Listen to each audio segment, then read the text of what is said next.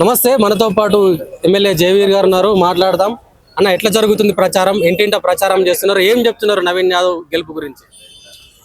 ముందుగా నవీన్ యాదవ్ అన్నది యూసుఫ్ కూడా వాసి, ఇక్కడ లోకల్.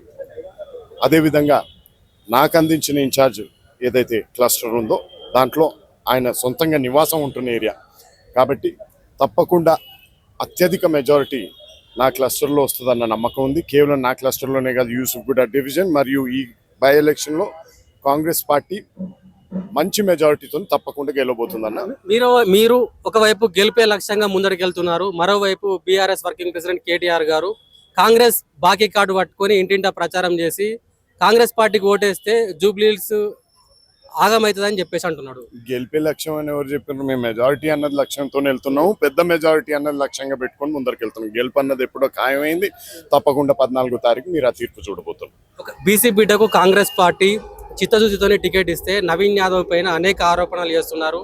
నవీన్ యాదవ్ ఒక రౌడీ, నవీన్ యాదవ్ ఇక్కడ వసూలకు పాల్పడుతున్నట్టు కొన్ని స్టేట్మెంట్లు చేస్తున్నారు. అదే దాన్ని ఎట్లా చూస్తారు అసలు? కేవలం రాజకీయం కోసం, ఈ ఎలక్షన్ల కోసం అంటున్నది. ఎంతో మంది చెప్పిండ్రు పెద్ద మనుషులు.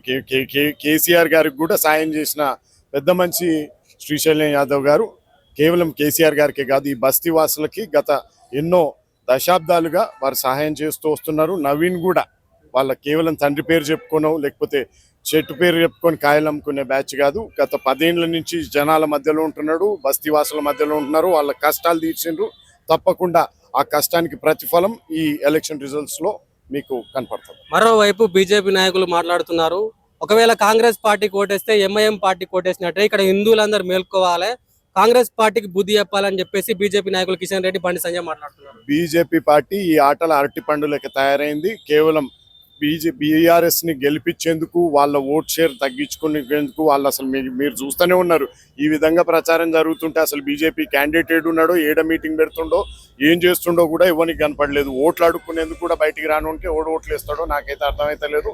తప్పకుండా డిపాజిట్ కూడా దక్కదని నమ్మకం. ప్రధానంగా మీ పోటీ ఎవరితోని? బీఆర్ఎస్ తోనా, బీజేపీతోనా? మా కాంగ్రెస్ పార్టీ పోరాటం ఎప్పుడు అవినీతిమయమైన బీఆర్ఎస్ పాలనతోనే ఉంది, ఇప్పుడు కూడా వాళ్ళతోనే ఉంటుంది. తప్పకుండా దాని మీద 2023లో ఏ విధంగా అయితే విజయం సాధించినామో ఈసారి కూడా అదే విజయం సాధించబోతున్నాం.